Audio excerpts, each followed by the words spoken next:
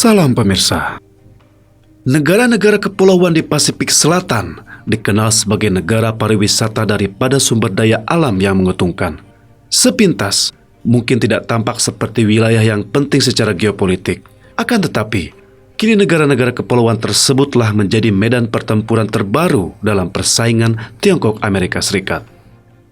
Beberapa hari terakhir, ketika Menteri Luar Negeri Tiongkok Wang Yi menyelesaikan kunjungan 10 hari ke-8 negara di kawasan Pasifik, signifikansi strategis negara-negara kepulauan Pasifik sekali lagi menarik perhatian.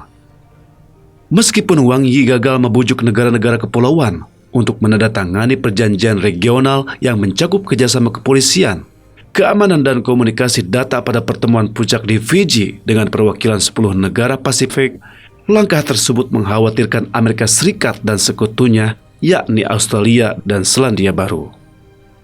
Amerika Serikat berjanji pada pekan lalu untuk meningkatkan dukungan bagi kawasan tersebut, sementara Australia mengirim Menteri Luar Negerinya ke negara-negara kepulauan Pasifik untuk melawan kunjungan diplomatik Wang Yi.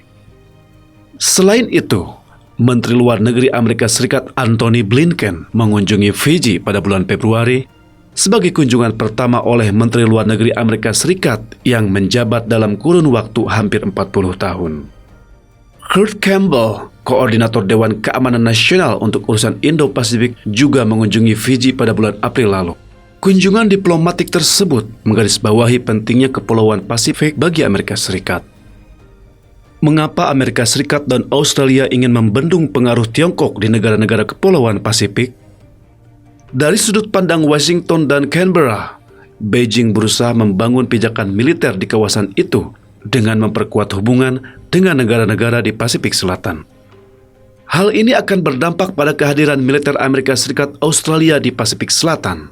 Amerika Serikat memiliki pangkalan militer di Pasifik Selatan dan telah menandatangani Compact of Free Association dengan negara Federasi Mikronesia, Republik Kepulauan Marshall, dan Republik Palau, memberikan Amerika Serikat akses ke hak aksi militer di wilayah udara dan perairan negara-negara tersebut.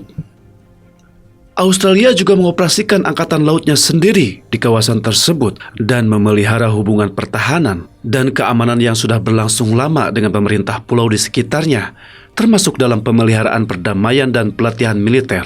Baik Australia dan Selandia Baru adalah bagian dari perjanjian keamanan regional dan bilateral di kawasan Pasifik. Pekan lalu, Presiden Amerika Serikat Joe Biden dan Perdana Menteri Selandia Baru Jacinda Ardern mengeluarkan pernyataan bersama ketika mereka bertemu di Gedung Putih. Kedua kepala negara itu menekankan kekhawatirannya, yakni perlunya kehadiran militer berkelanjutan di Pasifik dari negara yang tidak menganut nilai-nilai kami. Dalam pertemuannya dengan Ardern, Biden mengatakan bahwa Washington tidak berniat mendikte kawasan, melainkan untuk bekerja sama dengan negara-negara ini. Biden berkata, "Kami memiliki lebih banyak pekerjaan yang harus dilakukan di pulau-pulau Pasifik ini." Bagi Amerika Serikat dan Australia, ancaman terhadap status quo di kawasan Pasifik saat ini mirip dengan Perang Dunia Kedua. Pada saat itu pulau-pulau tersebut digunakan oleh Kekaisaran Jepang untuk mengancam Australia dan kemudian menjadi bagian dari serangan lompatan pulau Amerika Serikat. Taktik itu pada akhirnya membalikkan keadaan di Pasifik. Timothy Heath, peneliti pertahanan internasional senior di Rand Corporation, mengatakan, pulau-pulau itu terletak di jalur penting bagi kapal angkatan laut dan komersial Amerika Serikat juga Australia. Jika Tiongkok memiliki hak untuk mendirikan pangkalan militer, maka ia dapat menggerahkan kapal perang dan pesawat tempur untuk sementara waktu di pulau-pulau itu. Apalagi, kapal perang pesawat Tiongkok dapat mengancam kapal perang pesawat Amerika Serikat dan Australia yang melintas. Timothy Heath menambahkan, bahkan jika Tiongkok tidak memiliki kehadiran militer di kawasan itu, melainkan memperkuat kehadirannya di kawasan Pasifik, maka ini dapat membantu Tiongkok mengumpulkan laporan informasi intelijen sensitif tentang operasi militer Amerika Serikat dan Australia. Amerika Serikat, Australia, dan Selandia Baru memperkuat partisipasi regional untuk mencegah komunis Tiongkok menang. Ketika Amerika Serikat mengalihkan perhatiannya ke Timur Tengah pada awal 2000-an, komunis Tiongkok mengambil keuntungan darinya. meningkatkan aktivitasnya di Pasifik, dan membujuk Kepulauan Solomon juga Kiribati untuk memutuskan hubungan diplomatik dengan Taiwan pada 2019 dan menjalin hubungan diplomatik dengan Beijing. Dalam beberapa tahun terakhir, komunis Tiongkok juga telah meningkatkan dukungannya untuk beberapa proyek infrastruktur di negara-negara Kepulauan Pasifik. Perilaku agresif Beijing di Laut Cina Selatan dan ekspansi angkatan lautnya telah mengubah persepsi Washington tentang diplomasi dan penjangkauan komunis Tiongkok termasuk di Pasifik Selatan.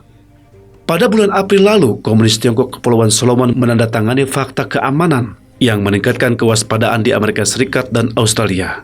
Mereka khawatir Tiongkok dapat mendirikan pangkalan militer di kawasan itu, yang kemudian dibantah Partai Komunis Tiongkok. Menanggapi pengaruh Partai Komunis Tiongkok yang semakin besar, Amerika Serikat, Australia, dan Selandia Baru bergegas untuk memperkuat partisipasi mereka di kawasan Pasifik sejak 2018 lalu. Ketika Australia mengusulkan kebijakan meningkatkan keterlibatan Pasifik dan kebijakan reset Pasifik Selandia Baru, hingga setahun kemudian, Washington mengajukan komitmen Pasifik. Seorang profesor Fakultas Hukum dan Ilmu Sosial University of the South Pacific di Suva, Fiji, Sandra Tats kepada CNN mengatakan, mereka semua telah mengembangkan inisiatif baru ini untuk Pasifik, pada dasarnya melakukan hal yang sama. Ia yakin bahwa mereka tetap menjadi mitra pilihan di kawasan dan Tiongkok tidak berada di atas angin. Sampai di sini dulu pembahasan kita hari ini. Terima kasih atas perhatian Anda. Jika Anda suka video ini, silakan subscribe, berikan komentar, like, dan share ke lebih banyak teman. Sampai jumpa pada video berikutnya. Salam.